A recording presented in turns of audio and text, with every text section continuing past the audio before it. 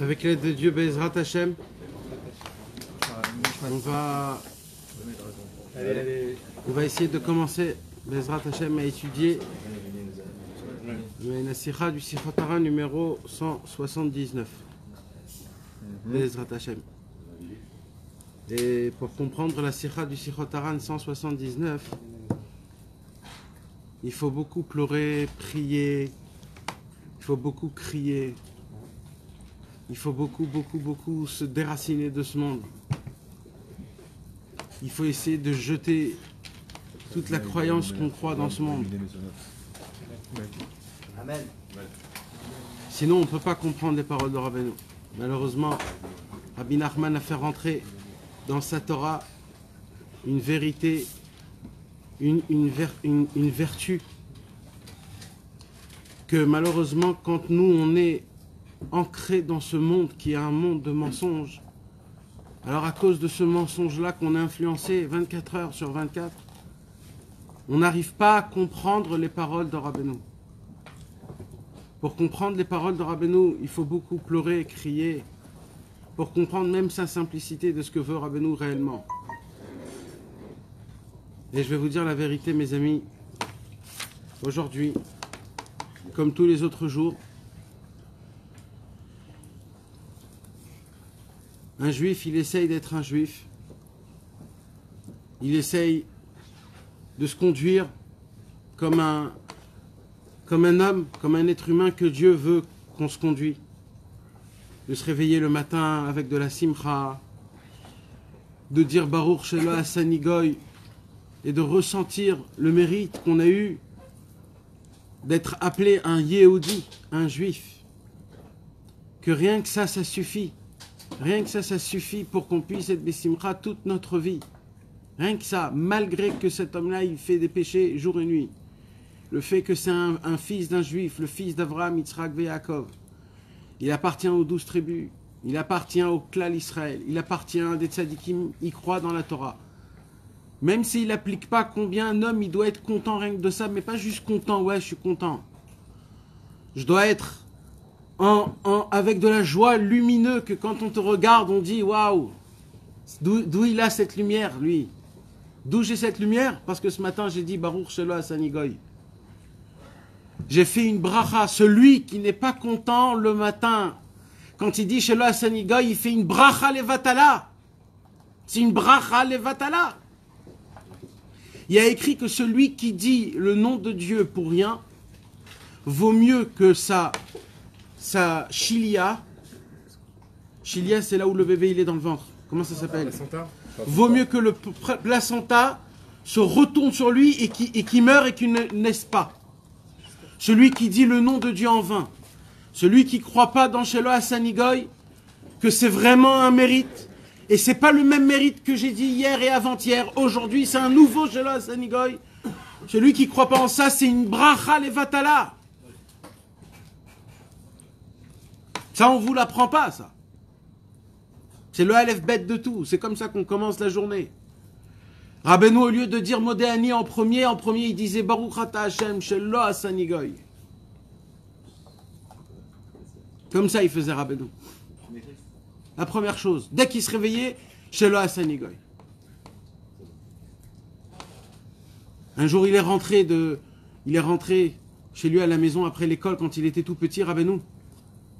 Il est rentré en pleurant. Son père, Rabbi Simcha, il lui dit Nachman, pourquoi tu pleures? Il lui dit le rébé, il m'a frappé. Il lui dit pourquoi le rébé, il t'a frappé? Viens avec moi, on va chez le rébé. Rabbi Simcha, il prend la main Rabbeinu Akadosh, tout petit. Et il lui dit à son maître pourquoi t'as frappé mon fils? Il lui dit parce que quand on est arrivé à Shelo Asani Goy, il n'a pas voulu faire la bracha. Et c'est pas la première fois, ça fait tous les jours. À chaque fois qu'on arrive à Shelo Asani Goy, il ne dit pas Shelo Asani Goy comme tout le monde.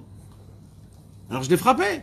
Alors qu'il ne sait pas qu'il a pris au Non, pendant la tula, c'est parce qu'il avait déjà dit. Rabbi Simcha, il regarde son fils Nachman, notre maître. Il lui dit pourquoi t'as pas dit Shelo Asani Goy, mon fils?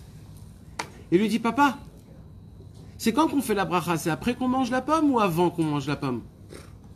Avant qu'on mange la pomme. Alors quand je me lève, tout de suite je fais Shalom Sanigoy.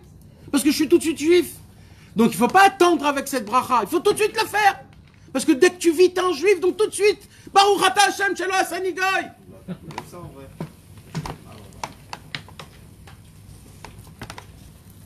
Ça, c'est un homme qui est content quand il est juif. Pour notre génération, si on veut le faire. Je sais pas. Non, mais si nous on veut le faire, on veut mettre ça en application. Tu fais ça en Shem et Malchut. Non, avec. Avec Shem. Ben, vadaï. Avant avoir fait Netilat Yadayim. C'est quand même Non, avant. mais- C'est quand même, ils disent que même avant de monter, il faut dire Areni Megdalé, Ah, Oui, mais nous, Arié, je vais t'apprendre Je vais t'apprendre un sod. Si cette histoire, Rabbi Nathan ne l'a pas racontée, Ouais. c'est qu'elle n'est pas importante à appliquer tout de suite. Il faut que tu réfléchisses si c'est Matim Lecha ou c'est pas Matim Lecha. Mais cette histoire, il faut que tu la connaisses. Pourquoi? Parce qu'il faut que tu saches que ça s'est passé chez Rabbeinu. Mais si c'est pas Rabbi Nathan qui l'a dit, c'est pas Halacha le Moshe Messinaï. Tout ce que Rabbeinu et Rabbi Nathan ont dit, on doit mettre un bandeau dans les yeux et appliquer comme un imbécile, tout. Mais comme cette histoire, c'est pas Rabbi Nathan qui l'a racontée, c'est plus tard. Non, c'est une histoire qui est racontée, c'est quelqu'un d'autre qui l'a racontée. Et comme c'est pas Rabbi Nathan, nous on prend que ce que Rabbi Nathan nous a donné. Je vais vous expliquer quelque chose, mes amis. Rabbi Nathan, avant ça, Rabbi Nathan, quand il a vu pour la première fois Rabbeinu Akadosh, le premier pas qu'il a fait et qu'il a vu Rabbeinu Akadosh, Rabbi Nathan, il avait un œil, comme on dit en hébreu, tviat ain.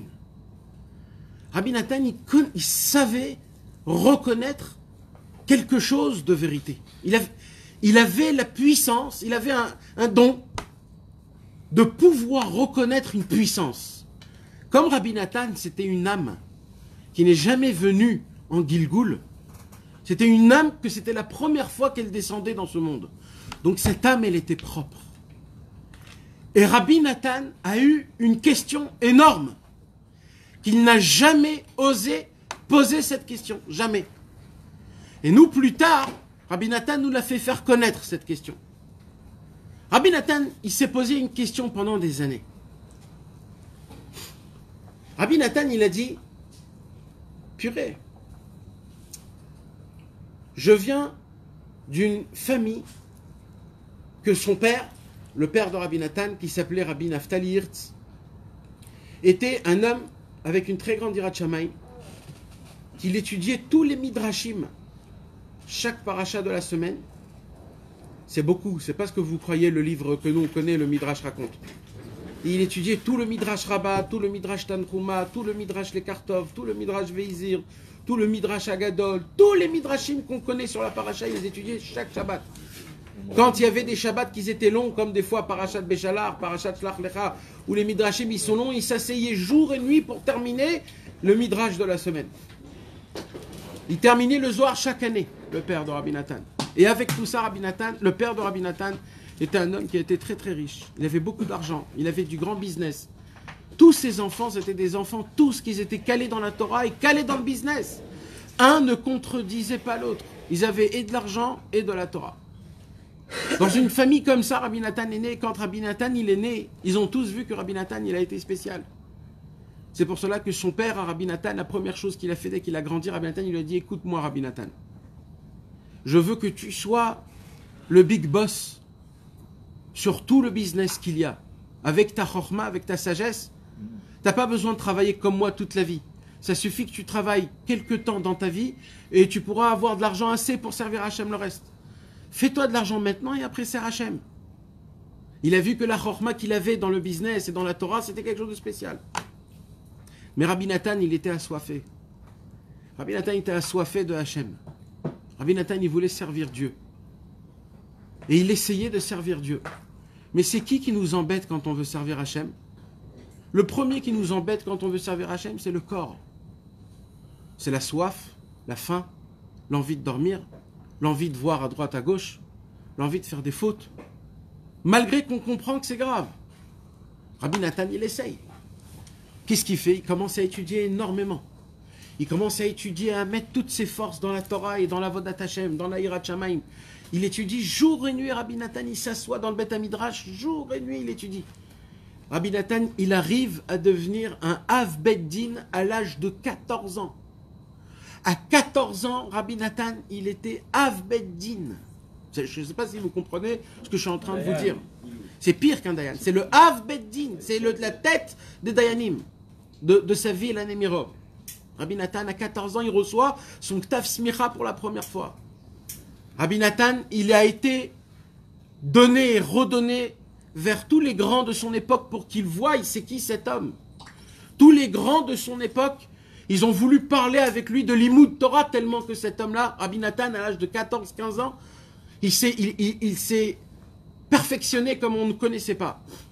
Et c'est là où on lui propose, bien sûr, par rapport à sa grandeur, la fille du Dayan le plus grand de toute la Russie. Rabbi David Tzvi Auerbach, 28 générations de Dayanim, fils et père, 28 générations de Dayanim. Rabbi David Tzvi Agadol, on l'appelle, le grand Rabbi David Tzvi. Rabbi David Tzvi, quand il rentrait dans une ville, ce jour-là, il disait pas Tachanoun. Ils s'habillaient tous en habit de Shabbat. On a proposé la fille de Rabbi David Tzvi à Rabbi Nathan, car il y a lui, et que lui qui peut mériter la fille de Rabbi David Tzvi Agadol. Pourquoi? Pour que Rabbi Nathan prenne la place de Rabbi David Tzvi, le Rav d'à l'époque de toute la Russie. Mes amis, à l'époque, il y avait les plus grands talmidim du Baal Shem Tov, du Maguid de Mezrich. C'est pas la Russie d'aujourd'hui, où il y a 300 juifs, Bekoshi. C'était tout l'empire juif ashkénaze était en Russie, en Pologne.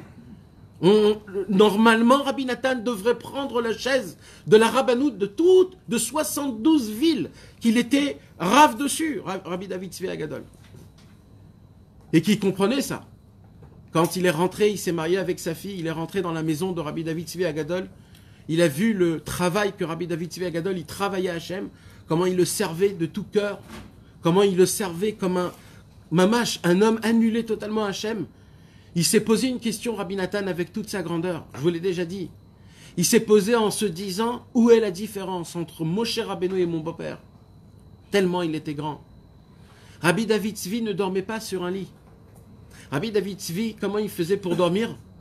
Il allumait une bougie sur la table, il étudiait, et quand il était fatigué, il allumait la bougie, il tenait la bougie et il s'endormait. Quand la cire commençait à tomber sur sa main, il se réveillait et il continuait à étudier jusqu'à le lendemain. Comme ça toute sa vie. Un homme qui ne mangeait pas de pain, pourquoi? Parce qu'il avait plein de khumrot, comment faire un netilat yadayim. Mais tellement qu'il avait plein de khumrot, comment faire un netilat yadayim avant de manger le pain, donc il s'est dit je ne mange pas de pain. Rabbi David Tzvi Agadol. Là-bas, Rabbi Nathan a grandi. Rabbi Nathan, il a dit, je peux vous dire qu'au niveau de la lamdanout, au niveau du chasse et des poskim, j'en connais bien plus que beaucoup. Rien du fait de vivre chez Rabbi David Tzvi Agadol.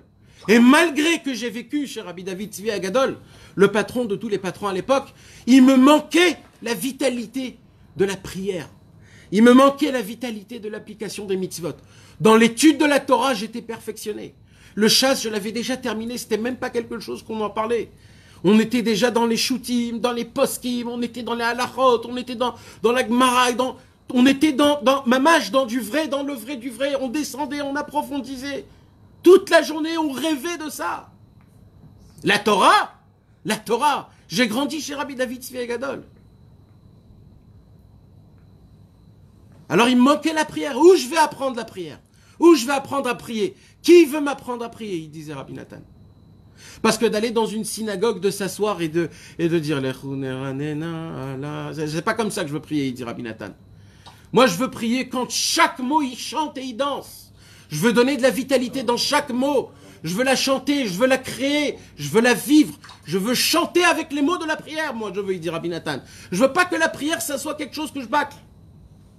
À l'époque, il disait vite, on prie vite pour aller étudier. Rabbi Nathan, il disait non.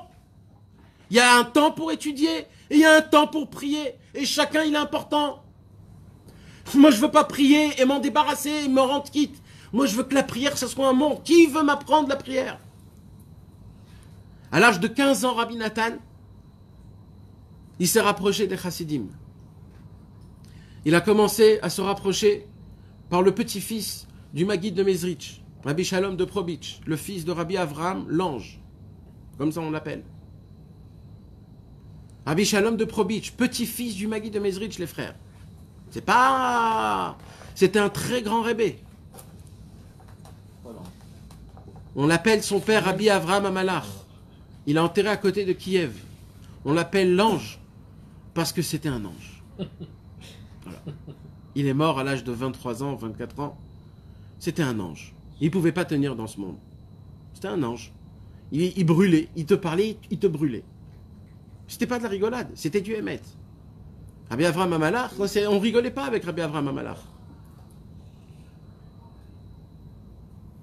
Rabbi Avraham Amalach, donc il a eu Rabbi Shalom de Probitch, et Rabbi Nathan, il est allé où? Rabbi Nathan en premier est allé chez Rabbi Shalom de Probitch. Et là-bas, il a commencé à découvrir la force de la prière. Là-bas, il a commencé à entendre ce que c'est Hitbo des doutes. Là-bas, il a commencé à entendre c'est quoi une vraie prière le matin, le Shabbat. Et Rabbi Nathan, il est passé d'un autre monde, où il a découvert un monde, où il s'est dit les Chassidim, c'est ça le vrai chemin. Mais plus il avançait, plus il sentait qu'il y a quelque chose qui manque. Et Rabbi Nathan, il est allé voir chez Rabbi Zusha, le frère de Rabbi Elimelech de Ligensk. Et là-bas, il a reçu du feu de Rabbi Zusha. Il a reçu du feu, c'était du feu. Rabbi Nathan, c'était comme une bombe atomique. Vous savez, à l'époque, les trains, comment ils avançaient? Tu mettais du feu, tu mettais des pierres, et plus tu mettais du bois, plus ça poussait le feu, et plus ça poussait le train. Le qatar, je sais pas comment dire la vapeur. Rabbi Nathan, c'est devenu de la vapeur, comme de la vapeur chez Rabbi Zusha. Il brûlait en lui, mais il se disait, je sens qu'ici, c'est pas encore ça. Et là, il a découvert Rabbi Levi Yitzhak de Berdichov. Il est resté très longtemps chez Rabbi Levi Yitzhak de Berdichov, peut-être 2 ans, il était resté chez Rabbi Levi Yitzhak de Berdichov. Et là-bas, il s'est plu énormément, mais un jour, il y a eu une histoire où on a envoyé Rabbi Nathan acheter du manger pour une Seouda, pour un Fabrigen. Et Rabbi Nathan, c'est lui qui devait acheter. Et en descendant pour aller acheter les gâteaux, il se dit, mais c'est pour ça que je suis venu dans ce monde.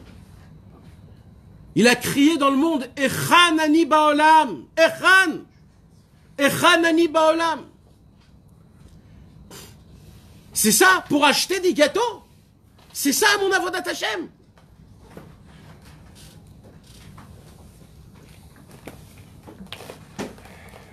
Il s'est passé beaucoup de choses. Je ne suis pas là pour raconter la vie de Rabbi Nathan. Je veux arriver au point essentiel du moment où Rabbi Nathan a vu Rabbi Nachman.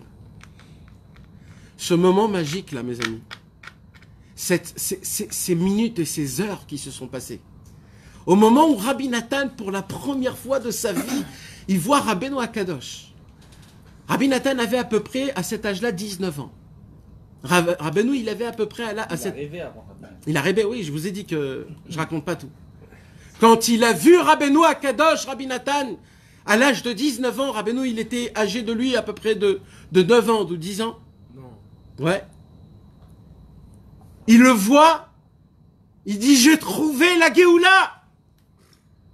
J'ai trouvé ma Yeshua. C'est lui.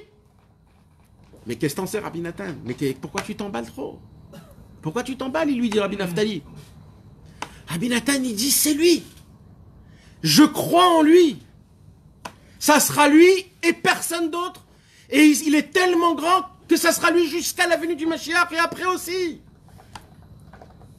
Rabbi Nathan, il a compris que si je veux toucher Rabbeinu, il faut que je jette tout ce que j'ai fait avant. Il faut que je jette tout ce que j'ai appris, tout ce que j'ai fait, tout ce que j'ai acquis dans mon avodat Hashem, il faut que je mette tout de côté. Et il faut que je commence tout du début de Rabbeinu Akadosh. Vous voulez savoir c'est qui nous a raconté c'est qui Rabbeinu Akadosh? C'est Rabbi Nathan. Toutes les paroles qu'on parle de Rabbeinu, on s'appuie sur Rabbi Nathan. Tout ce qu'on parle, c'est ce que Rabbi Nathan a vu, ce qu'il a ressenti, ce qu'il a découvert. C'est tout ce qu'on parle, c'est Rabbi Nathan. Rabbi Nathan, sans Rabbi Nathan, Rabbeinu n'existe pas. Le Likutei Moharan, il y serait. Mais personne n'aurait compris c'est quoi Rabbeinu. Chacun, il t'aurait inventé un truc de fou et il t'aurait dit, oui, c'est Rabbi Nachman qui l'a écrit dans le Likutei Moharan. Mon frère, pour savoir regarder le Likutei Moharan, il faut minimum terminer le Likutei Halachot une fois et le Halim les Troufa 10 fois. Minimum.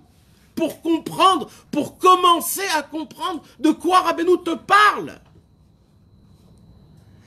On ne peut pas comprendre Rabbeinu sans Rabbi Nathan.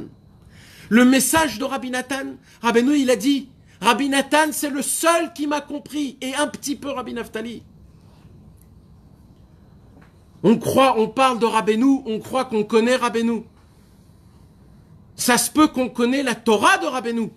À une manière très grossière, je dis. Mais on ne connaît pas c'est qui Rabbeinu.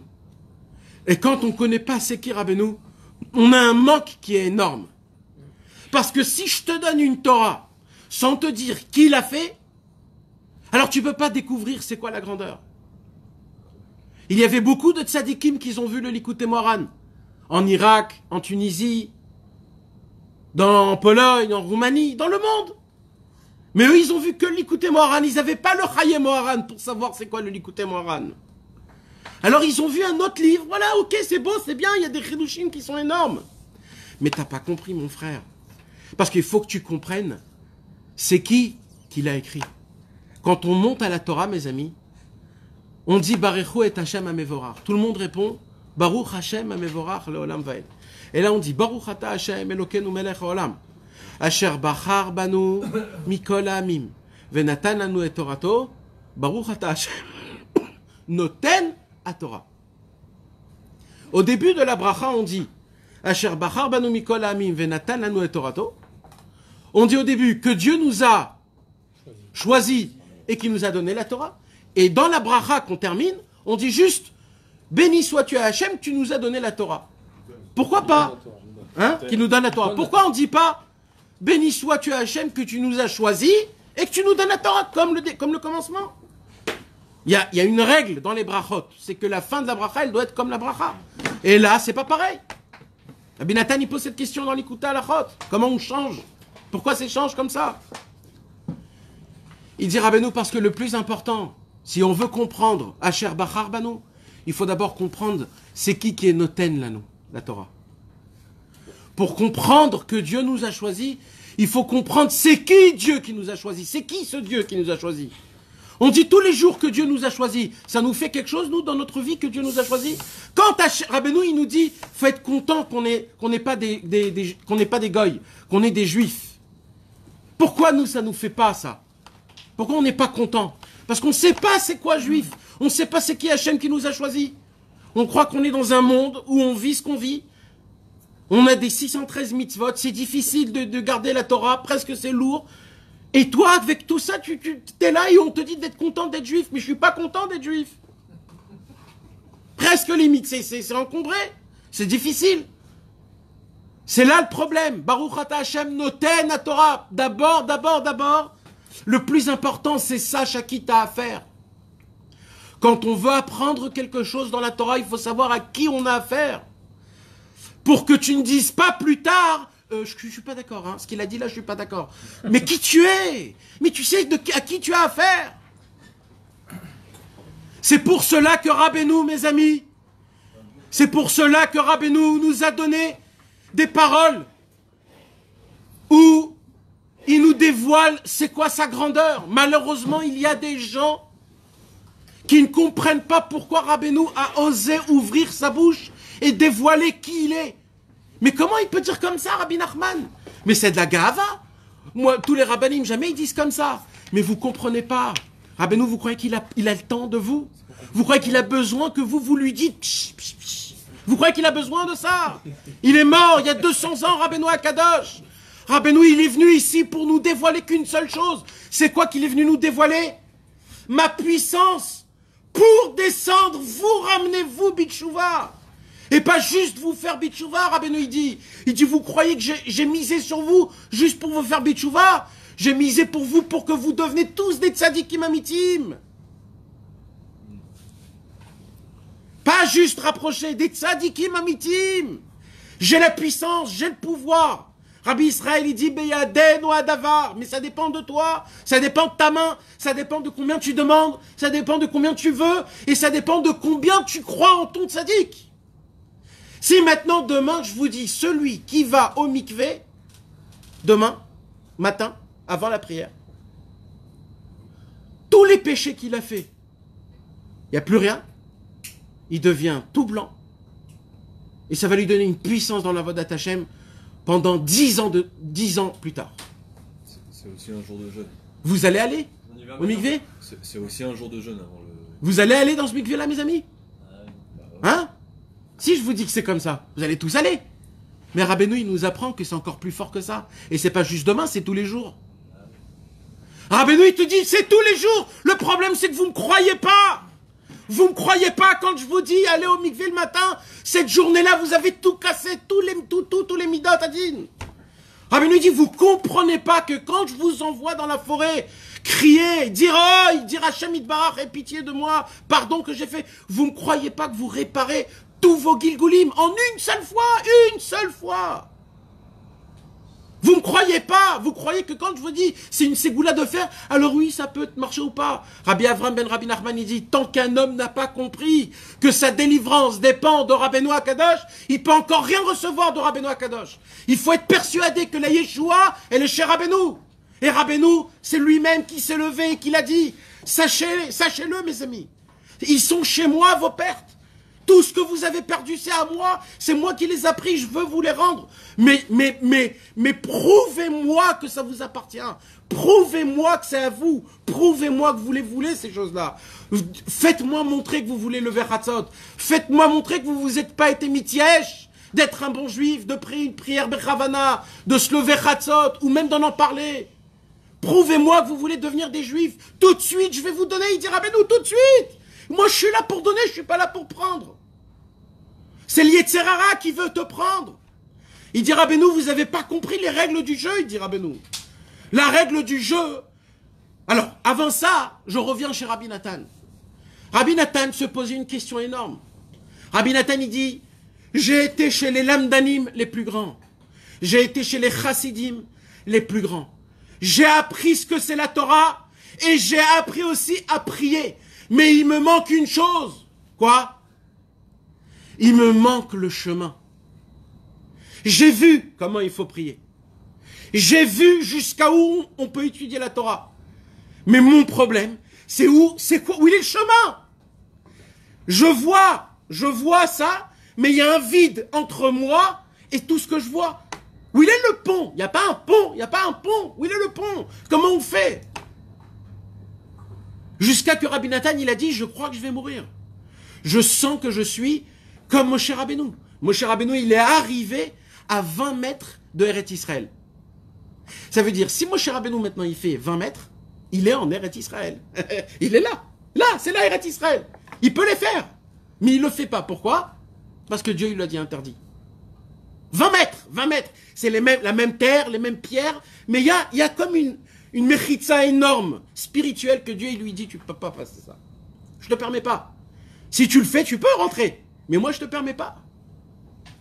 Et quand Moshe Rabbeinu a vu ça, et qu'il a vu qu'il ne pouvait pas, il est mort. Il est mort de languissement. Rabbi Nathan, il dit, je sens que je vais mourir. Je sens que ce n'est pas possible. Je ne peux pas voir de l'avodat Hashem quand on ne dit pas comment le servir. Et il dit, Rabbi Nathan, j'essaye de faire Hitbo des doutes, mais je tombe après. J'essaye de prier le matin une prière, depuis le début jusqu'à la fin, avec concentration, mot à mot, j'arrive pas. Et il dit, Rabbi Nathan, quand je vais étudier un petit peu, j'ai une envie énorme de terminer tout de suite le livre. Alors il dit, Rabbi Nathan, alors chaque seconde que je commence à étudier le livre, j'ai envie de déjà le terminer, à cause de ça, j'arrive pas à étudier, il dit Rabbi Nathan. Je veux tout avaler. J'ai pas de patience, il dit Rabbi Nathan. Il dit, Rabbi Nathan, j'ai des pensées énormes qui me trottent mon cerveau.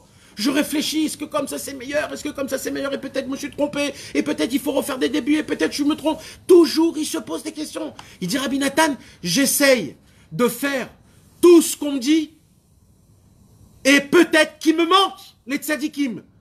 Peut-être qu'ils me mentent. Peut-être c'est faux. Peut-être les tzadikim, ils font exprès, les tzadikim. Comment ils savent pas me répondre à moi? Comment je peux garder mon cerveau pur? J'ai des pensées dans la tête. C'est pas Rabbi Nathan qui dit, c'est moi qui dis. De débauche, de gava, de kavod, d'argent, de manger, de business, de l'argent. Je vis par rapport à comment les gens me regardent. Je parle par rapport à comment les gens ils me regardent. Je veux de l'intention de mes rabbins et de mes chavérim. Je suis un homme qui est sale. Je suis pas pur dans mon cerveau. Je suis pas droit dans l'argent. Et je connais les halachot et je sais tout. Mais est-ce que Birlal, ça sera possible un jour d'être propre de tout ça? Qu'est-ce que je te demande, Ribono Shel Olam? Je te demande d'être un chassid Breslev dans le milieu des chassidés Breslev. Je te demande un minimum, je te demande, c'est aller au mikvé tous les jours. De prier avec Rashi Rabbeinu Tam le matin, dans un minyan, Shacharit Mincha Arvit. Qu'est-ce que je te demande, Ribono Shel Olam? De chanter, de danser tous les jours un petit peu. De me juger du bon côté. De faire Idbo des doutes 1 heure par jour. D'avoir un seder tous les jours d'études de Torah et de Tfila et d'Avodat Hashem.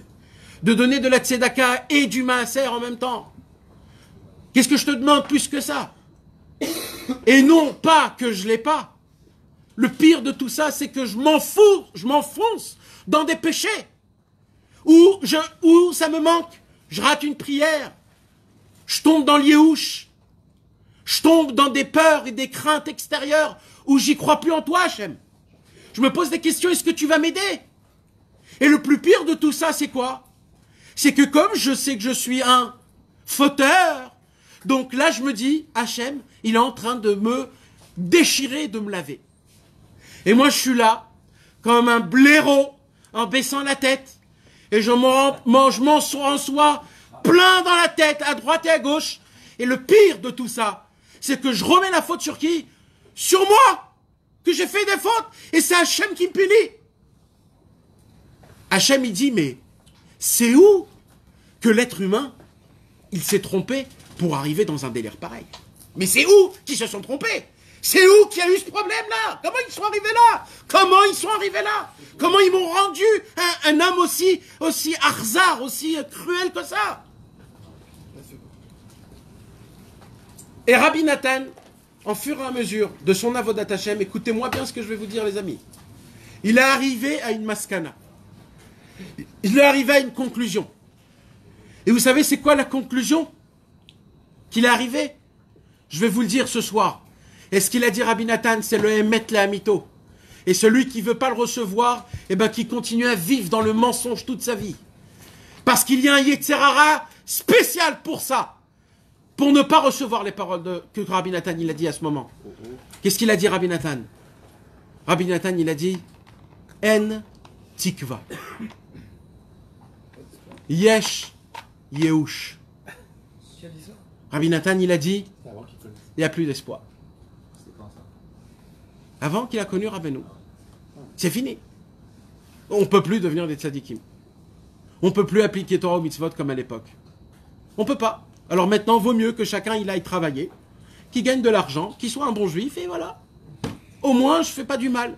Mais de là à vouloir devenir un tzaddik, à servir Hachem avec ferveur, avec concentration, avec amour, avec crainte. Mais laisse tomber, mon frère, laisse tomber, tu peux pas. Et Rabbi Nathan, comme ça, il a commencé à servir Hachem. Mais il s'est passé un truc. Il s'est passé un truc qui a bouleversé Rabbi Nathan. Vous croyez que Rabbi Nathan, il a dit ça parce qu'il était fatigué? Parce qu'il ne voulait pas servir Hachem? Il y croyait vraiment, c'était son avodat Hachem pour lui. Mais il s'est passé un truc qui a remis en question à Rabbi Nathan. Quoi? Son copain de Rabbi Nathan, qui était plutôt un copain pas grand Oved Hachem. C'était un juif un peu charrieur, un peu sympathique, pas le très religieux. Et cet homme-là s'appelait Rabbi Lipa. Et Rabbi Lipa, il est parti chez Rabbeinu. En espace de quelques jours qu'il était chez Rabbeinu, Rabbeinu a pris Rabbi Lipa Il lui a jeté toute sa carapace de Khataïm et de Gamim et de Havonot. Il a dit maintenant je te remets tout à zéro et tu as une nouvelle Neshama, va servir Hachem. Rabbi Lapa, il rentre chez lui à la maison. Il vient pour prier Hachem et quand il commence à faire Shacharit, il prie avec des tonnerres et des éclairs dans la synagogue. Rabbi Nathan et Rabbi Naftali, ils voient Rabbi Lipa, le mec qui était le clown de l'équipe. Ils voient que c'est qui prie? C'est un ange, c'est le Baal Shem Tov qui prie. Rabbi Nathan, il dit, mais moi je suis arrivé à une conclusion qu'on ne peut pas servir Hachem. On ne peut pas servir Hachem. Tout a pris ça, d'où tu l'as pris? Moi je veux ça, il dit Rabbi Lipa. C'est ça que je cherche. Où t'es allé? Où t'es allé? Rabbi Lipa, il est dit Rabbi Nathan. Il y a un grand Rebbe dans le monde. Yesh Rebbe Ba'olam. Il lui dit, ah bon, c'est qui ce Rebbe là? Il lui dit, juste à côté. Il est à Breslev, à 40 km. Il est là-bas, à 40 par saut, pardon. À 100 km, je ne sais pas combien de kilomètres il y a. Il est là-bas. Il faut aller là-bas chez Rabbi Nachman de Breslev, et il paraît-il en plus que c'est le petit-petit-fils du Baal Shem Tov. Rabbi Nathan, il a dit, quoi? Mais là, ça remet tout en question. Là, ça remet tout en question parce que. Mais il est un tzaddik qui devient un peu plus tzaddik, je comprends. Mais Rabbi Lipa, lui qui prie comme ça, moi je vais là-bas tout de suite. Il va chez Rabbi Naftali, il lui a dit Ma'ata Omer. Rabbi Naftali a dit tout de suite. Et ces deux élèves-là, ils sont allés à pied chez Rabbeinu Akadosh. Parce qu'ils n'avaient pas d'argent. Vous croyez qu'ils ont attendu qu'il y a un taxi ou qu'il y a un tramp? On y va tout de suite, à pied. Ils ont fait 100 km à pied. 100 km à pied, ça use. Eh oui, mes frères, ça use. Sans échec, sans les armes. Eh oui, mes frères. Parce que pendant ces 100 km d'Avodat Hashem, de languissement ardent vers Akadosh Baruch Hu, Oulay Yesh Tikva. Oulay Yesh Tikva, peut-être qu'il y a, oui. Ils ont fait une massacre. C'est ça le moment où Rabbi Nathan est rentré chez Rabbeinu Akadosh et qu'il a vu pour la première fois. Rabbeinu l'a regardé de loin, il lui a dit « Ça fait très longtemps qu'on se connaît, que je t'attends. Mais c'est la première fois qu'on se voit. » Rabbi Nathan, il a dit « Ça sera mon Rebbe. Dans ce monde, dans le Olam Haba, dans le Latid Lavo et dans le Yemot HaMashiach, jusqu'à la fin de toute l'éternité. » Rabbi Nathan, il a dit « Cet homme-là, c'est pas le Mashiach. Cet homme-là, c'est le Rav du Mashiach. C'est lui qui va apprendre au Mashiach comment faire teshuva au monde. Le Mashiach dépend pas de nous. Le Mashiach dépend de Rabbeinu. » Il est arrivé chez Rabbeinu Akadosh. Mais Rabbeinu Akadosh, il lui a dévoilé pour la première fois de sa vie. C'est quoi l'essentiel de Rabbeinu? L'itak fachalashin. De renforcer les gens petits bas qui sont en bas, les faibles. Mais comment, Rabbeinu? Mais comment tu fais tout ça? Il paraît que tu dis beaucoup de choses grandes sur toi, il paraît. Il paraît que tu as dit des grandes choses. Par exemple, ce qu'on va étudier dans Sirchot Haran 179, il y a écrit des trucs que je ne comprends pas ce que ça veut dire. Encore une fois, si Rabbeinu il parle pour montrer ses muscles, moi ça ne me parle pas ça. Mais s'il y a un message derrière sa grandeur, je veux savoir. Tu sais ce qu'il lui a dit Rabbeinu à Rabbi Nathan? Il lui a dit Rabbeinu à Rabbi Nathan, sache une chose. Il y a une condition pour que tu sois mon élève, il lui a dit. Rabbeinu, il lui a raconté 3 histoires. Dans ces 3 histoires, il y avait tout le but de Rabbi Nathan dans la Vodat Hashem. Et Baruch Hashem qui l'a compris, qui nous a écrit tout ce qu'il nous a écrit, et tout ce qu'on connaît de Rabbeinu, ça vient de Rabbi Nathan. Mais Rabbeinu, il lui a dit une parole, il lui a dit quoi? Il lui a dit, sache, Rabbi Nathan, ne crois pas que tu m'as trouvé. Ne crois pas que tu m'as découvert. Moi, il faut me chercher, jusqu'à la fin de tous les temps. Il faudra toujours me chercher. Et si tu me cherches, alors tu découvriras peut-être des miettes du petit, comment il s'appelle le petit qui laisse le petit poussé. Ah ben nous, c'est le grand aigle. Il y a le petit poussé et il y a le grand aigle phénix.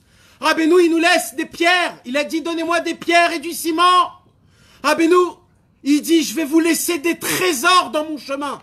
Mais juste marchez derrière moi. Parce que c'est moi qui marche devant vous, il dit Rabbeinu. Et si c'est moi qui marche devant vous, je vais vous laisser des signes, des simanim, comment arriver vers moi. Pas des petites pierres du petit poussé, des très grandes pierres du grand phénix. Car je suis le phénix. Il dit Rabbeinu, juste allez marcher derrière moi et regardez tous les simanim que je vous laisse. Parce que jamais on peut atteindre au phénix. Et Rabbi Nathan, il a compris que c'est vrai que je l'ai vu. C'est vrai qu'il est là et que je le connais, c'est qui Rabbeinu Akadosh. Mais en vérité, je le connais pas, je sais pas c'est qui. C'est pour cela qu'il faut toujours le chercher. Et quand on étudie la Torah de Rabbeinu, la Torah de Rabbeinu se renouvelle tout le temps. Chaque instant, ce que tu as compris aujourd'hui, c'est pas pareil de ce qui est aujourd'hui. Hier, tous les jours la Torah de Rabbeinu se renouvelle. Tous les jours la Torah de Rabbeinu, elle se crée des nouvelles armes pour combattre les Yetzer Hara. Tous les jours un homme, il peut entendre les nouveaux chidushim de la Torah que Akadosh Baruch Hu, il enseigne à tous les tzadikim dans le monde futur. Car Akadosh Baruch Hu enseigne la Torah de Rabbeinu dans le monde futur à tous les tzadikim d'en haut. Aujourd'hui, j'ai lu que Rabbi Israël a dit, vous vous rappelez la parole de En Shum Yehush Ba'olam Klal? Vous vous rappelez de cette parole? Il dit, vous voulez savoir d'où Rabbeinu l'a appris ça? Eh ben, il dit, Rabbeinu, il s'est mis en danger, dans un danger tellement grand que personne au monde, aucun homme qui a été construit depuis la création du monde jusqu'à la fin pouvait aider Rabbeinu dans la galère là où il était. Et il a dit maintenant j'attends l'aide que de Dieu. Et il est descendu très très bas jusqu'à que c'était un danger énorme pour Rabbeinu, spirituel, pas matériel, spirituel. Et un jour, Akadosh Baruch Hu a crié comme un lion. Du fond de tous les cieux jusqu'au plus profond, des plus bas du Sheol Tartit, des plus bas du Geinom. Qu'est-ce qu'il a crié Hachem? En Shum Yehush Ba'olam Klal. Et le seul qui a entendu ce cri, c'est Rabbeinu Akadosh. De là, on revoit ce qu'on a vu plusieurs semaines, le Degel Machane Ephraim. Le petit-fils du Baal Shem Tov, l'oncle de Rabbeinu, il a dit, il y a un tzaddik dans le monde, que c'est lui seul qui étudie la Torah directement de Dieu. Là, on le voit, mes fourrages écrit noir sur blanc, que le sod de En Shum Yehush Ba'olam Klal, Rabbeinu l'a appris directement d'Hachem. Pas personne étudie la Torah de Dieu. Personne étudie la Torah directement d'Hachem. Même Moshe Rabbeinu, il était obligé, tout ce qu'il a atteint, il a atteint du niveau de la nuque, pas du niveau de Panim, El Panim, Diber Hashem Imachem. Quand Rabbi Nathan, il a vu pour la première fois Rabbeinu Akadosh, il a dit maintenant je comprends. Si je mets toute ma vie, tout mon sang, tout ce que j'ai chez ce tzaddik-là, le Mashiach viendra. Toute la Géoula dépend de ça. Tout ce que moi j'ai ressenti, une maladie de soif de Dieu. Tsama nafshi le Elohim, le El Chai. Je suis assoiffé d'un Dieu vivant. Notre Dieu à nous, il est mort, notre Dieu à nous. Il est mort, notre Dieu à nous. Et la preuve, c'est qu'on le vivant, on se permet de faire ce qu'on veut, de regarder à droite à gauche des femmes, de faire des... Parce qu'on ne voit pas qu'il est là, Hachem. Qu'est-ce qu'il dit David Ameller? Tsama nafshi le Elohim, le El Chai. Il était assoiffé d'un Dieu vivant. Alors c'est quoi la grandeur que Rabbeinu il dit? Quand Rabbeinu il nous donne des éloges, quand Rabbeinu il dit des grandeurs sur lui, il dit des grandeurs pour quelle raison? Alors ce soir, on va apprendre qu'est-ce que ça veut dire la grandeur que Rabbeinu il nous dit. Et de là on pourra comprendre qu'est-ce qu'un petit peu Rabbi Nathan a vu chez Rabbeinu Akadosh. Kodem Istal Kuto Amar. Avant de partir de ce monde, Rabbeinu Akadosh, Rabbi Nathan de Breslev nous raconte qu'est-ce qu'il a vu et qu'est-ce qu'il a entendu de Rabbi Nachman juste un tout petit peu avant que Rabbi Nachman parte de ce monde. Kodem Istalkuto Amar. Avant de sa disparition de ce monde, Rabbeinu Akadosh a dit Shekvar ou Omed Arshav al Madriga. Il était assis, Rabbeinu Akadosh. Il était rempli, il avait perdu tout son sang. parce qu'il avait la tuberculose, à chaque fois qu'il toussait, il perdait du sang. Et à Sukkot, Rabbeinu Akadosh, il était hyper maigre. Hyper maigre. Tellement il était maigre. On raconte que les tachichim, c'est-à-dire les habits d'un mort, après quand il est mort, il était tellement maigre à Rabbeinu que c'était trop les tachichim qu'on avait prévus pour un homme normal. On pouvait mettre 2 et 3 personnes dans un habit qu'on enterre, tellement il était maigre. Et Rabbeinu il était assis, il était tout faible, il était anéanti par sa maladie, sans aucune force, sans aucune... Et là Rabbeinu Akadosh, il regarde, et Rabbi Nathan, quand il donne le développement de ce qu'il ressent dans Yemé Moharanat, il faut que vous le lisez au début du Yemé Moharanat, dans les environs de 40, 45, 50, 55. Là-bas, Rabbi Nathan, il dit, et je vois d'un côté un homme faible, anéanti par la maladie, et d'un autre côté, je vois un guerrier ancien qui a derrière lui des conquêtes de guerre énormes, et qui a pas peur ni de la mort, ni du combat, ni de mourir, il a peur de rien. Juste une seule chose il a dans sa tête, c'est de convaincre et de dévoiler encore des nouvelles guerres, et de créer des nouvelles conquêtes et des nouvelles armes. Il dit d'un côté, je vois un patron, je vois un ange, je vois un puissant, et d'un autre côté, je vois un homme anéanti totalement. Et là, Rabbeinu Akadosh, il regarde Rabbi Nathan, il regarde ses élèves autour, et il dit Rabbeinu Akadosh avec une voix, pas une voix d'un malade, une voix d'un homme guerrier. Et qu'est-ce qu'il lui dit? Il dit, Rabbi Nathan, aujourd'hui, j'ai atteint un niveau qui est très spécial, un niveau qui est énorme. Ce niveau-là, ce n'est pas un niveau qu'un jour un homme peut arriver. Ou plus tard, dans le futur, quelqu'un arrivera. J'ai atteint un niveau très spécial. C'est quoi ce niveau-là? Il dit, j'ai atteint ce niveau-là. C'est un niveau que pour atteindre ce niveau, le niveau d'en haut, il faut que je me débarrasse de cette carapace de corps. Il dit, maintenant j'ai un problème. C'est quoi mon problème? C'est que chaque instant, je monte de niveau. On l'a appris ça? Chaque instant, je monte de niveau. Et quel niveau? Des centaines de milliers de milliards de niveaux. En une seule fois. Il dit, mon problème, c'est que le niveau d'après, il faut que je jette mon corps. Pourquoi? Il dit, Rabbeinu, j'ai arrêté de manger. J'ai arrêté de dormir. J'ai arrêté tout. En fait, qu'est-ce que j'ai fait? En fait, j'ai combattu, la Maneshama a combattu mon corps. Je l'ai tellement combattu mon corps, que mon corps, il m'a fait une Afghana. Comment on dit une Afghana? Il m'a fait une manifestation, il m'a dit. Comme ça, il dit Rabbeinu. Il a fait, le corps, il s'est dit, ah bon? Mais ça fait tellement longtemps que tu as anéanti. Mais, tu m'as enlevé toutes les tavotes. Tu m'as enlevé tout ce qu'un homme normal il a, tu me l'as enlevé. Maintenant, tu veux rendre ce corps pur. Tu veux le rendre parfait. Mais tu peux pas. Alors, si tu crois que c'est comme ça qu'il va se passer, pas de problème. Ton corps, moi-même, je vais combattre contre toi. Et son corps, il a mis Rabbeinu Akadosh en maladie de tuberculose, que Rabbeinu ne pouvait pas respirer, et qui toussait des fois des heures et des heures.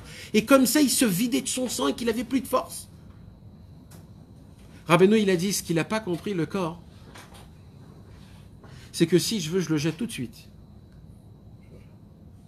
Ce qu'il n'a pas compris, le corps, c'est que c'est moi le patron. Et que s'il veut, je le jette et je me trouve un nouveau corps. Et oui, il dit Rabbeinu, oui, je vais me trouver un nouveau corps. Je vais peut-être descendre chez quelqu'un d'autre, dans un autre sadique. Ou alors peut-être je vais jamais mourir. Comme ça, je pourrais toujours descendre encore et encore. Et comme ça, malheureusement, Rabbeinu Akadosh, il a dit, donc préparez-vous, parce que c'est pour très bientôt. Quand les élèves, ils ont entendu ça, ils ont dit, c'est très grave, Rabbeinu, il va partir. Il va partir, parce que là, il rigole pas. Là, en fait, il nous fait cadeau de ne pas monter de niveau, parce que s'il monte de niveau tout de suite, tout tombe. Tout tombe. Il n'y a plus de corps, il n'y a plus rien. Rabbeinu n'avait plus besoin de son corps pour servir Hachem. Son corps ne voulait plus dormir. Il n'avait plus aucune passion. Il n'avait plus rien du tout. Comment on fait? Qui ifchar la mode al madriga achat beshum ofen. Il dit Rabbeinu, je peux pas tenir une seconde si j'avance pas de niveau. Qui collier mechayav, car tous les jours de sa vie, mais olam lo amad al madriga achat. Jamais de sa vie, Rabbeinu, il est arrivé dans un niveau et il s'est planté là-bas. Il s'est bloqué là-bas. Rabbeinu, jamais c'était comme ça. C'était tout le temps, il montait de niveau encore et encore. Afilouk shegia les madriga il yona shiye. Et le moment où un jour, Rabbeinu, il a atteint un niveau qui était le plus haut qu'on peut atteindre. Rabbeinu, il est arrivé au niveau où il a dit, je suis le Moshe Rabbeinu, Moshe Mashiach. Il y a plus haut que ça. Rabbi Nachman, il dit, peut-être. Comment on atteint un niveau comme ça, mes amis? Comment? Vous savez ce qu'il faut faire? Ça, c'est que Rabbeinu qui a trouvé ça. Et dans ça, Rabbeinu, c'est le plus fort parmi tous les tzadikim depuis la création du monde. Rabbeinu Akadosh, il a dit, beaucoup de tzadikim ont commencé un avodat Hashem jusqu'à qu'ils sont arrivés dans un endroit spécial. Et au moment où ils ont fait leur découverte, ça y est, maintenant il faut l'annoncer, la pratiquer, la faire évoluer. Rabbeinu, il dit, ben moi non. Moi, dès que je fais la découverte la plus grande au monde, je la découvre, je la parle, je l'écris, et après, je l'oublie. Mais pas juste, c'est ce niveau-là, il dit Rabbeinu. J'oublie toute la Torah que j'ai appris toute ma vie. Il dit Rabbeinu, j'oublie tout, les halachot, la Gemara, le Chumash, Aleph Bet. Je sais plus lire et plus écrire. Il dit Rabbeinu, j'ai un niveau où j'ai la possibilité de rentrer dans mon cerveau et de tout jeter à la poubelle.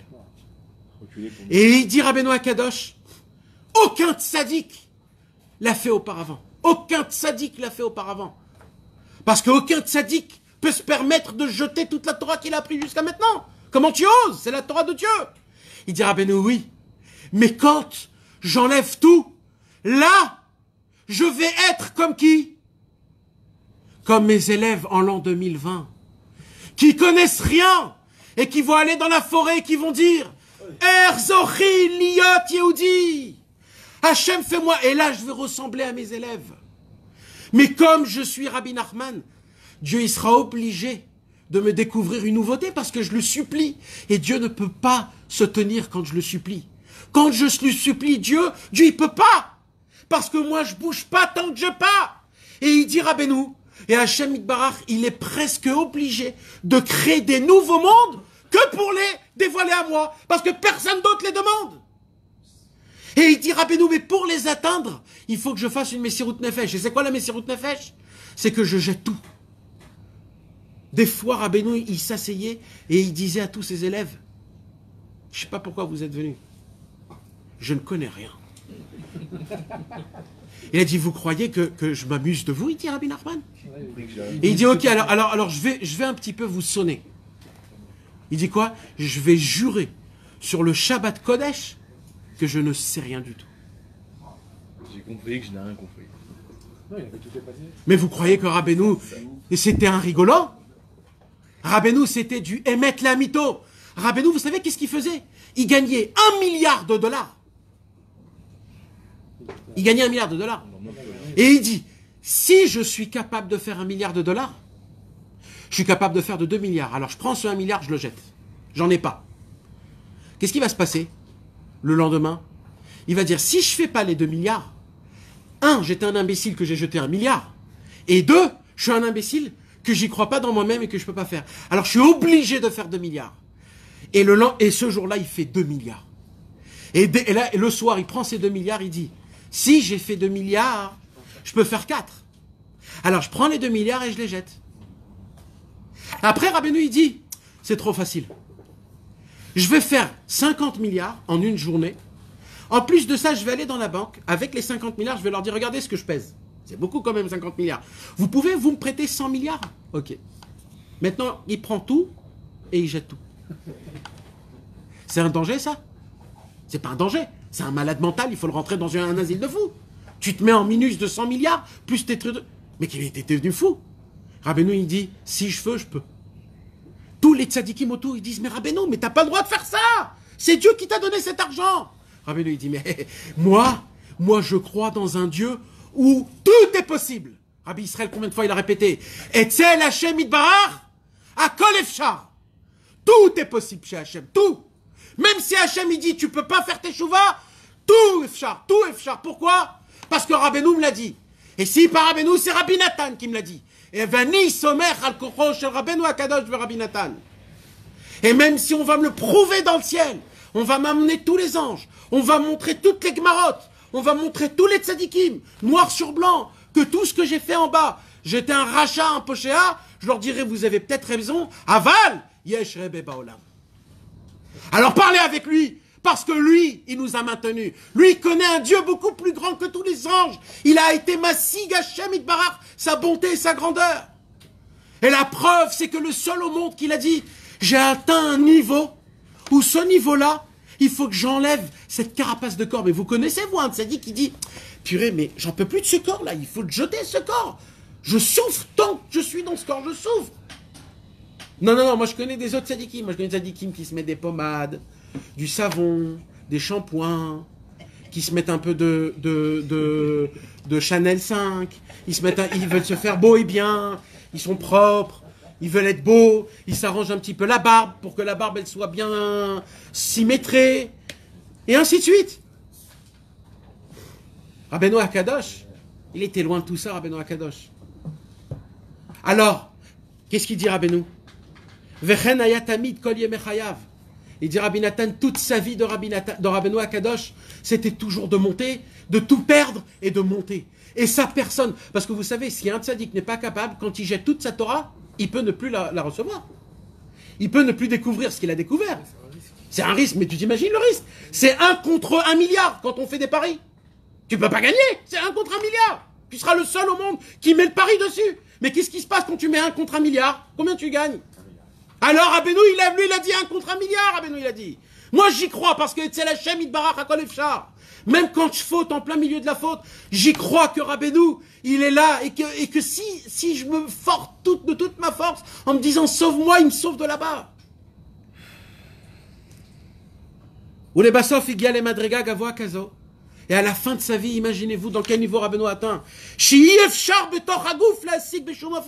un niveau que s'il monte, le corps, il explose. Le corps explose de lumière. Il y a des gens qui explosent parce qu'ils ont trop bouffé. Il y a des gens qui meurent parce qu'ils ont pris trop de drogue. Et il y a Rabbi Nachman qui meurt parce qu'il a découvert Dieu. Voilà.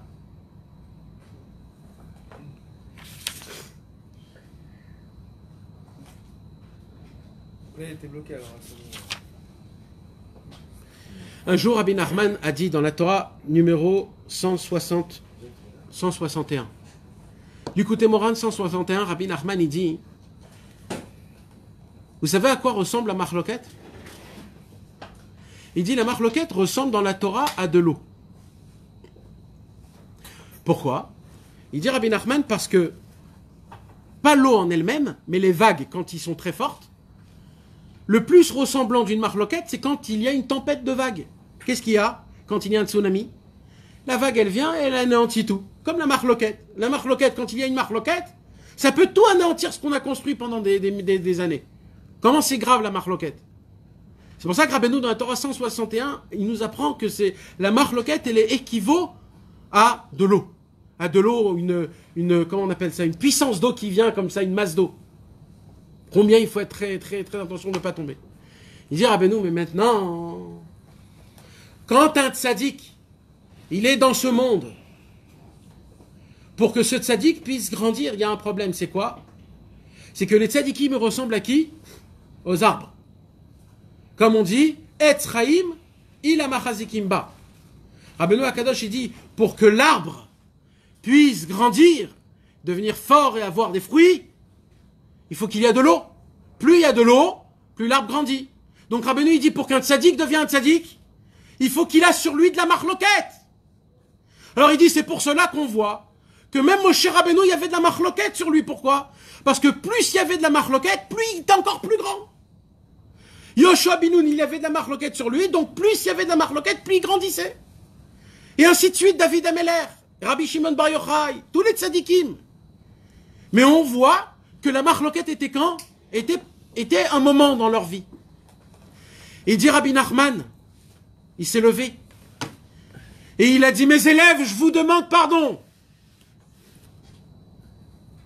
Pourquoi, Rabbeinu? C'est nous qu'on doit dire pardon. Pourquoi c'est toi qui nous demandes pardon? Il dit, parce que je suis un maître tellement grand que je dois pousser tout le temps. Il n'y a pas un niveau où l'arbre, il dit, ça y est, c'est le maximum de ce vin, là. Ce vin, après 3 ans, c'est foutu. Non, moi, je suis un vin que un arbre, que plus tu l'arroses, plus il grandit. Mais comme moi, je monte chaque seconde, donc la marloquette devra être tout le temps, et pas juste tout le temps. Même sur vous, mes élèves. Parce que quand vous allez souffrir des humiliations que vous êtes des Chassidei des Breslev, moi, pendant ce temps-là, je vais grandir dans le ciel encore plus et encore plus. Ben, grâce à vous, je vais monter. Parce que moi, je ne m'arrête pas comme les autres tzadikim. Les autres tzadikim, ils se sont arrêtés. Vous avez entendu, vous, une marloquette sur le Ramchal? Vous savez que le Ramchal, il était en marloquette dans sa vie? On l'a brûlé, ses livres. Mais après qu'il est mort, la marloquette, elle est restée? Non. Le Baal Shem Tov, il y avait une marloquette, le Baal Shem Tov. Après qu'il est mort, le Baal Shem Tov, plus de marloquette. Tout le monde savait que c'était un tzaddik. David Ameller, il y avait une marloquette contre David Ameller. Des juifs, des tzaddikim qui étaient contre David Ameller. Il y a aujourd'hui quelqu'un qui dit, écoute, moi je reçois tout le monde, mais sauf David, hein, parce que David, personne. Tout le monde sait que David Ameller, c'est le roi d'Israël. Mais aujourd'hui, mes amis, jusqu'à il y a à peine 20 ans, Rabbi Nachman de Breslev, c'était un homme qu'après sa mort, on continuait à être en marloquette en lui le seul. Pourquoi? Parce que lui, il continue à grandir dans le ciel. Le Rabbeinu, lui, quand il est mort, il continue à être Oved Hashem. Les autres tzadikim, après qu'ils sont morts, ils sont arrivés dans leur niveau, c'est fini. Rabbeinu dit, mais vous n'avez pas compris. Amenez-moi un témoin qui a vu mon corps quand on m'a enterré. Un témoin. Vous savez que quand on a enterré Rabbeinu, les gens qui l'ont enterré à Rabbi Nachman, les Chavrei Kadisha, dès qu'ils ont voulu placer le corps de Rabbeinu sous terre, ils ont eu, les deux Chavrei Kadisha, un flash dans leurs yeux, que tellement il était fort qu'ils ont lâché le cercueil et ils se sont mis sur les yeux. Et ils ont été tellement éblouis par ce flash qu'ils ont eu, que quand ils ont enlevé leurs yeux, ils ont voulu voir s'ils l'ont bien mis Rabbeinu, et ils ont vu qu'il n'était pas là, Rabbeinu. Les Chavrei Kadisha, qui n'étaient pas des Chassidei Breslev, ils ont dit, on a fait une levaya, mais on n'a pas fait une kvoura. On a fait la levaya, mais on n'a rien enterré. Vous croyez que Rabbeinu, c'est Stam quelqu'un? Rabbeinu, il a atteint le niveau. Vous savez, on a 5 niveaux de Neshama. Nefesh, Ruach, Neshama, Chaya, Yechida. Le niveau le plus bas, c'est Nefesh. Et le niveau le plus élevé, c'est Yechida. Yechida, il vient du mot en hébreu unité. Ça veut dire quoi? Si un homme, il arrive à avoir la Yechida, il fait un avec Hachem. Yechida. Yechida le Yachdecha, on dit dans les Oshanot. Quand il arrive au niveau de Yechida, il fait un avec Hachem. Imaginez-vous. Personne au monde a atteint le niveau de Yechida. Le Ari HaKadosh, il dévoile que le seul qui va atteindre le niveau de la Yechida, c'est Mashiach. D'accord? Alors, le Ari HaKadosh, il dévoile, le Baal Shem Tov, il dévoile, les Rabbeinu a dévoilé plein de tzadikim jusqu'à où ils sont arrivés. Un, il est arrivé à Ruach, un, il est arrivé à Neshama, un, il est arrivé à Nefesh des Neshama, un, il est arrivé à Nefesh des Ruach. Chaque tzadik, il a atteint un niveau. Et tous les élèves, ils parlaient comme ça, le Baal Shem Tov et Rabbeinu HaKadosh. Rabbeinu HaKadosh, il parlait, lui, il atteint ce tzadik-là, il a atteint ça. Et d'un coup, tout le monde se tait. Et Rabbeinu, il est ici. Et Rabbeinu, il attendait qu'on lui pose une question. Quelle question? Eh oui. Alors il attendait. Parce qu'il ne faut pas être des blaireaux. Si tu ne sais pas puiser du Nachal, Novem et Korma, tu ne peux pas avoir de l'eau. Il faut puiser. Alors il y a quelqu'un qui vient, il pose la Rabbeinu. Rabbeinu. Et vous? Rabbeinu il a dit Ani isakti yechida shebe yechida betachlit ha'aliyah. Rabbeinu il a dit moi j'ai pas atteint la yechida. Moi j'ai atteint la yechida de la yechida du niveau le plus élevé qui a existé. Ça veut dire quoi? Vous voulez savoir ça veut dire quoi? Le Mashiach c'est juste yechida. Lui c'est yechida shebe tachlit ha'aliyah. Alors ce soir, on va étudier, mes amis, pas un livre Breslev, pour pas qu'on va nous prendre comme des imbéciles. Ce soir, on va étudier le Ramchal. C'est un grand tzaddik, le Ramchal, d'accord? Juste, parce qu'en général, les plus grands tzaddikim, ils disent après le Olama Asya, on ne peut pas monter plus haut. Si Rabbi Nachman il dit que j'ai atteint l'Yechida d'Yechida, c'est qu'il a dépassé le... Bien sûr qu'ils disent qu'on ne peut pas atteindre, parce qu'eux, ils n'ont rien atteint. Si Rabbeinu, il te dit qu'il a atteint le Hatzilut, Sheba Hatzilut, Yechida, Sheba Tachlit Aliyah, tu poses des questions sur des autres tzadikim, mais c'est incomparable. En gros, il a dépassé Adam Kadmon. Vous voulez que je vous dise quelque chose qui est intime? Peut-être je me trompe, hein. Moi, je vais vous dire mon impression à moi personnelle. Peut-être je me trompe. Mais moi, ce que je crois, c'est que un jour, il y avait un tzaddik qui s'appelait Rabbi Nachman. Il avait un élève qui s'appelait Rabbi Nathan. Il avait une équipe, les héros de guerre. Comment on appelle ça? Les warriors. Les warriors. Rabbeinu avait chez lui les fantastiques. Il avait tout, les 300, les 400, ce que vous avez envie, vous y avez. Tout ce que vous connaissez de puissance, Rabbeinu, il avait en lui. Mais plus que ça, Rabbeinu, quand il est parti de ce monde, il a laissé Rabbi Nathan. Que Rabbi Nathan, c'était le Rosh Kol HaTzadikim. Donc Rabbi Nathan, il avait une équipe aussi, encore plus forte que l'équipe de Rabbeinu.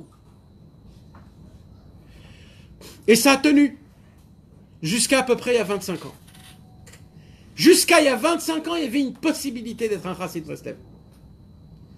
Rabbi Israël Ber était le dernier de l'équipe qui s'appelle l'équipe des Breslevers.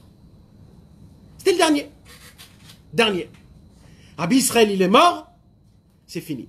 Terminé. Maintenant, nous, qu'on est là aujourd'hui, on peut qu'une seule chose. Se raconter c'est qui cette équipe. C'est qui? Qu'est-ce qui s'est passé dans cette équipe? Juste d'en parler, juste de mourir, que ça nous brûle, qu'on ne peut pas être comme eux. Rien que ça, c'est notre travail. Rien que de se dire, de se faire des délires dans la tête, mais comment ils ont fait? Mais comment je peux ressembler à cette équipe-là? Et tu peux ressembler à eux, mais tu ne seras jamais dans cette équipe. Parce que tu ne sais pas ce que c'est à des milliards de kilomètres d'années-lumière. D'années-lumière, c'est lointain où tu es. Mais on a eu un cadeau, c'est quoi? C'est que parmi ces années-lumière de loin qui sont loin de nous, ils nous ont envoyé par des ondes, je sais pas quoi, le Likutei Moharan, le Alimé Troufa, le Ibé Anachal, le Likutei Etzot, le Likutei Tfilot, le Sefer Hamidot, le Sipurei Maasiot, le Chayei Moharan. Et on a eu le mérite de les attraper, de les ramener chez nous à la maison et d'en parler de cette équipe d'élite-là. Et ça se pourrait, hein, que peut-être après 120 ans, on termine chez eux. Ça se pourrait, mais c'est pas sûr. C'est tout en fonction de comment t'as langui cette Chaboura d'Ovdei Hashem là, cette équipe de serviteurs divins. C'est personnel. Pour comprendre, ça veut dire quoi, Yechida, Shebe Yechida? On va étudier, et on va terminer avec ça, un petit passage du Ramchal. Rabbi Moshe Chaim Luzzatto, il a écrit un livre qui s'appelle Kinat Hashem Tsevakot. Et là-bas, il y a deux parties. Dans le Chelek Sheni, il est écrit ainsi. C'est le Ramchal, c'est pas Rabbi Nachman. Ok? Pour pas que les gens y croient qu'il n'y a que Rabbeinu qui parle.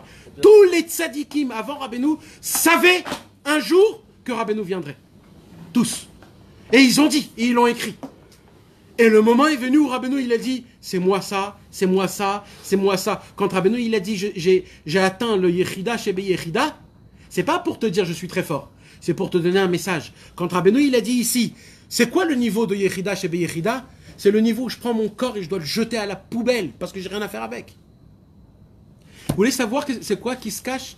Eh bien, le Ramchal, ce soir, il va donner un pirouche sur le Sichot Haran. Imaginez-vous la simcha qu'on lui fait dans le ciel à un instant, même maintenant. Un instant qu'on rapporte son livre pour donner une explication à Rabbeinu. Il dit le Ramchal HaKadosh. Chet Adam Arishon garam shekol haneshamot terdena betoch hasitra achara. Je vais le faire vite, je vais lire et traduire. Soyez attentifs, c'est important. Au moment où Adam Arishon a fauté de l'arbre de la connaissance, puisque Adam Arishon avait en lui toutes les neshamot du Ham Israël, donc quand lui il a fauté, tout le monde a fauté. C'est comme ça. Et ça veut dire quoi qu'ils ont tous fauté? Ça veut dire que toutes les neshamot, ils étaient dans la Gdusha. Maintenant, toutes les neshamot, ils sont tombés où? Dans la Sitra Achara. C'est quoi la Sitra Achara? C'est les égouts. Les égouts. Les choses les plus importantes, les plus brillantes du monde, ils sont tombés dans des égouts. Toutes les neshamot aujourd'hui, ils sont dans des égouts. Dans des excréments, dans des égouts mamash. Ve'az zegorem laim chulsha. De là vient, il dit le Ramchal, pourquoi quand on veut servir Hachem, c'est dur? Pourquoi? C'est dur de se lever le matin, c'est dur de mettre des pourquoi? Il dit, c'est pas à cause de toi. C'est pas à cause de toi, c'est pas toi le problème, il dit. C'est parce que Adam Arishon, il a fauté. Ton âme, elle est tombée dans la Sitra Achara. Donc, quand cette âme, elle rentre dans un corps, t'as envie de rester dans la boue. Donc, tu continues à faire des choses qui t'emmènent de la boue, des péchés. Et c'est très dur d'être propre, parce que de base, tu te vois sale. Quand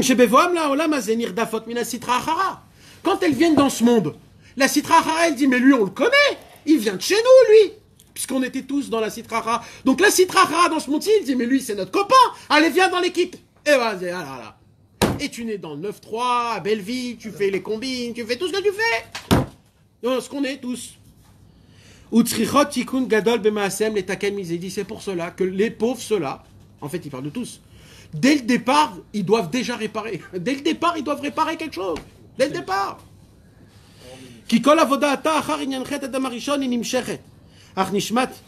Et c'est ça, il dit, quand on applique Torah au mitzvot, alors on enlève un petit peu cette crasse qu'on a de notre neshama. Il dit ça, c'est pour tout le Ham Israël. Mais, il dit le Ramchal. On met la deuxième, mettez les ceintures. Nishmat Mashiach, il dit pas le Mashiach. Il dit la neshama du Mashiach. C'est qui la neshama du Mashiach? C'est Moshe, Rabbi Shimon, Arizal, Baal Shem Tov, Rabbi Nachman de Breslev. Et le Mashiach, c'est le corps qui va venir encore. Mais la neshama, là il parle de qui? Pas du corps. Il parle de qui? De la neshama du Mashiach. Pas de Mashiach. Donc là il parle de qui? Des 5 tzadikim et en plus fort à Rabbeinu. Il parle de Rabbeinu. C'est pas c'est du pshat là ce que je suis en train de vous dire. Ach nishmat Mashiach. Le Ramchal il dit comme ça. Iprinat Yechida. La neshama du Mashiach, elle est du niveau de Yechida. Ça veut dire quoi Yechida chez Ibat Chorin? Elle est libre. Elle n'a pas sur elle la crasse de la Sitra Achara. Pourquoi? Chez El qui Ena, il dit parce que elle, pourquoi elle est libre? Elle est qui Ena Ella, elle est libre parce que toute la raison de la neshama du Mashiach, de sa venue dans ce monde, elle est pour une seule raison. Quoi? La vola olam leater et Mashiach velo leitaken. La seule raison pour laquelle il est venu dans ce monde, c'est pour couronner le Mashiach et pas pour être réparé. Le travail de la neshama du Mashiach, ça sera de mettre au point le Mashiach, de l'amener et de le couronner. Qu'est-ce qu'il a dit Rabbi Nachman? Il a dit Rabbi Nachman, vous voulez savoir c'est qui va couronner le Mashiach? C'est celui qui va lire les Teilim et le Likutei Tfilot. C'est les gens simples. Rabbeinu, il a dévoilé qu'est-ce qui va couronner le Mashiach. Rabbeinu, il dit que c'est lui qui va le couronner. Et plus que ça, c'est vous qui va le couronner. Je vais vous dévoiler comment. Il dit Rabbeinu, il dit le Ramchal, Velachen ibeprinat sovle cholaim. C'est pour cela que cette âme-là, elle souffre énormément. Puisque le Mashiach, on avait étudié le cours dernier, il souffre. Alors c'est sûr que la neshama du Mashiach aussi, elle souffre. Va'aderaba, roche les koulam. Lui, c'est la tête de tous.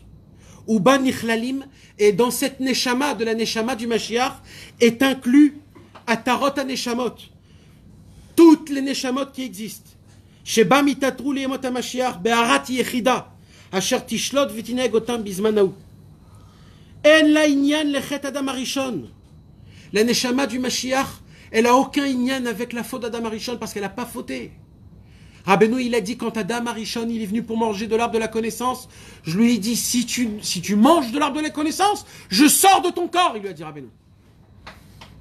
Il est venu pour manger l'arbre de la connaissance, Rabbeinu est sorti.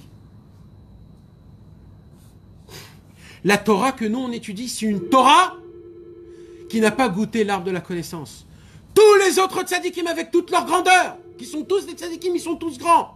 Leur Torah a quand même ce goût de l'arbre de la connaissance. Mais la Torah de Rabbeinu, elle est propre. Ce qu'il nous donne, c'est parfait. Si le Ramchal il dévoile que toute la venue de la Neshama du Mashiach, il a atteint la Yechida, et qu'elle est venue pas pour nous, pas pour lui, elle est venue que pour nous. Quand Rabbeinu il vient, il dit, j'ai atteint un niveau où je prends mon corps et je le jette. J'ai atteint le niveau, pas de Yechida, j'ai atteint le niveau de Yechida, Shebe Yechida. Betachlit Ma'ala Eliona. Pas Yechida, comme il dit ici. Yechida, Shebe Yechida. Rabbeinu, quand il te dit ici, j'ai une puissance de montée, il dit, ça veut dire que quand je suis mort, ça fait 200 ans que je suis mort, ça fait 200 ans que je monte encore et encore de niveau. Ma Torah, elle se renouvelle. Mes conseils se renouvellent. Je me renouvelle. Je tourne et je descends dans ce monde. Je vais de élève en élève. Je rentre en eux et je les renforce. Je vous renforce. Quand vous ouvrez un livre, c'est moi qui vous parle. C'est moi qui vous dis, c'est moi qui vous mène. À chaque fois que vous ouvrez un livre, c'est pas par hasard. C'est parce que je veux que tu regardes cet endroit-là. Rabbeinu, il dit, crois en moi. Peut-être je crois pas en lui. Peut-être non. Eh bien, il y a Rabbi Nathan, le patron de tous les patrons. Rabbi Nathan, lui, c'était pas la Neshama, etc., etc. Rabbi Nathan, il était comme nous. Rabbi Nathan, il avait une casquette. Rabbi Nathan, il était simple. Il chantait, il dansait dehors, parce qu'il était content. Rabbi Nathan, quand il a vu Rabbeinu, il a dit, c'est lui. C'est lui. C'est lui le Baal Tfila. C'est lui les 7 mendiants. C'est lui tout. Tout, c'est lui. Tout. C'est lui le réparateur du monde. C'est notre dernier bouée de sauvetage. Rabbeinu Akadosh, il dit, j'ai un lien à vous faire avec vous. Je veux juste que vous vous attachiez à moi. Moi, je suis attaché à vous. J'y tiens en vous. Il y a plus que ça encore. Akadosh Baruchou, il a vu parmi tous les tzadikim, il a vu que tous les tzadikim, les grands, bien sûr les grands, je ne parle pas des tzadikim d'aujourd'hui, je parle des grands, tous les tzadikim avaient une possibilité d'amener le Mashiach et de réparer le monde. Mais d'une certaine façon. Quand il a vu la façon que Rabbeinu, il répare le monde, Akadosh Baruch Hu est tombé amoureux de Rabbeinu, il lui a dit, tout passera par toi. C'est Hachem Mitbarach qui a choisi Rabbeinu, que tout passe par lui. La plus grande prière qu'il faut dire à Hachem, c'est Hachem, je t'en supplie, rapproche-moi de Rabbeinu. Parce que la seule possibilité de te rapprocher de toi, c'est en passant par Rabbeinu. Plus loin, Hachem, tu sais pourquoi il faut que tu écoutes mes prières? Hachem, tu sais pourquoi il faut que tu t'intéresses à moi? Hachem, tu sais pourquoi il faut me réparer mes fautes? Parce que tu te rappelles à la création du monde, tu es tombé amoureux de Rabbeinu? Eh bien, il s'avère que moi aussi, je suis amoureux de Rabbeinu. Donc, on a un point commun. Donc, rien que parce qu'on aime le même mec, approche-nous de lui. Prenez une grande star dans le monde. On va dire que la grande star, elle a un kiff fou. Elle collectionne des timbres. D'accord? Imaginez-vous, le mec, il va à Cannes, comme ça, les photos, tout le monde fait les photos. Un mec hyper connu et tout. Mais il a une folie, c'est qu'il collectionne les trucs. Il y a un mec dans la foule, il vient, il dit oh, ça va? Moi aussi, je collectionne les timbres. Alors déjà, on a un point commun. Et là, le mec, il dit, tu sais, j'ai le timbre de ça. Il dit, je te crois pas. Là, ça s'arrête tout, parce que même s'il est à Cannes en face de tous là, il se dit, purée, on est dans le même délire. Il y a un mec qui me comprend. Il lâche toute sa grandeur et il dit, vas-y, donne-moi ton téléphone. C'est Hachem Itbarach. Quand tu dis Hachem Itbarach, Hachem, tu sais. Moi aussi, j'adore Rabbeinu. Moi aussi, je veux prier, je veux me rapprocher de Rabbeinu. Hachem Itbarach, il dit, je te crois pas. Mais je veux que demain, tu reviennes faire Itbodedut tout de suite. Mais toi, tu deviens mon ami, toi. Toi, tu peux plus te permettre de ne pas faire Itbodedut. Tu peux plus ne pas aller au mikvé. Toi, tu fais partie de mon ami, dit Hachem Itbarach, puisque tu aimes Rabbeinu. C'est ça qui nous dit Hachem. C'est cette vision qui nous apprend Rabbeinu à le servir, à Hachem Itbarach. C'est pour cela que Rabbeinu dévoile sa grandeur. Pas parce qu'il veut faire montrer ses forces. Et tout ce que je viens de vous dire, c'est Rabbi Israël Ber qui nous l'a dit. Rabbi Israël, c'est le seul qui a vu ce Rabbeinu et ce Rabbi Nathan. C'est le seul parmi tous les Chassidei Breslev, parmi tous les Rav Breslev, parmi tous. Et je dis, pas de cette génération. Je dis aussi des générations, 1, 2, et ça se peut même 3 générations en haut. Ça a été le seul Rabbi Israël à découvrir la grandeur de Rabbeinu, comment elle est. Le seul parmi toutes les générations presque. Qui a su découvrir c'est qui Rabbi Nathan et c'est qui Rabbi Nachman. Et c'est combien ça vaut sa Torah. Parce que quoi? Parce que lui, il ne s'est pas arrêté à la Torah de Rabbeinu. Il s'est dit, moi je vais aller plus loin que la Torah de Rabbeinu. Moi je veux savoir c'est qui Rabbeinu. Moi je veux savoir à qui j'ai affaire. Tout le monde il s'arrête à la Torah de Rabbeinu. Alors aujourd'hui il y a des cours. Ce soir, Bezrat Hashem, on va partir de la confiance en soi. Alors, d'après la confiance en soi, Rabbi Nachman de Breslev a découvert... Mais tu crois que Rabbeinu, c'est une philosophie? Tu crois que Rabbeinu, c'était un sage? Tu crois que Rabbeinu, il est venu t'apprendre une Torah? Rabbeinu, il est venu te créer un cœur. Tu vas lui faire impression devant lui. C'est lui le cœur de tous les cœurs. Lui, il cœurifie les cœurs. C'est lui la vitalité du monde. Tu vas venir te montrer. Tu parles soi-disant au nom de Rabbeinu avec des thèmes. Mais tu crois quoi? Le thème, c'est Rabbeinu qui le choisit. Tu prends et c'est lui, ce qui te parle, tu avales. C'est pas toi qui choisis les thèmes. C'est lui qui te dit. Si aujourd'hui tu pries dans l'écouté de Philote, les Philotes sur Soukot, tu dois pas passer, tu dois faire parce que c'est Rabbeinu qui choisit que tu dois faire le Philote sur Soukot. Si tu dis une Torah qui te parle pas, tu la fais aussi. La Shgara pratique. C'est énorme ce que tu viens de dire. Bien sûr. Nous, on a la Emouna que Rabbeinu, il nous crée notre chemin. Ça veut dire que là où tu ouvreras, là où tu iras, là où tu parleras, tout ce que tu entendras, c'est Rabbeinu qui te le donne. Et on a la Emouna que ça existe aujourd'hui encore. Et c'est tout le message de Rabbi Israël, ce qu'il a compris de Rabbi Nathan. C'est le seul Rabbi Israël que Rabbeinu il lui a dit c'est sur toi que j'ai dit mon feu boulrash qui est venu du Mashiach. Pourquoi? Parce que ce feu que Rabbeinu et Rabbi Nathan il cherchait, qu'il a crié Bebreslev Boeresh, ce Esh là, il est chez Rabbi Israël, Esh Elituka d'Adbiat Mashiach. Ce même feu, cette même soif que Rabbi Nathan il avait, moi aussi je l'avais, il a dit Rabbi Israël. Et j'ai reçu cette même chose que Rabbi Nathan a reçu chez Rabbeinu, je le reçois encore aussi chez Rabbeinu aujourd'hui, et il est actuel pour vous.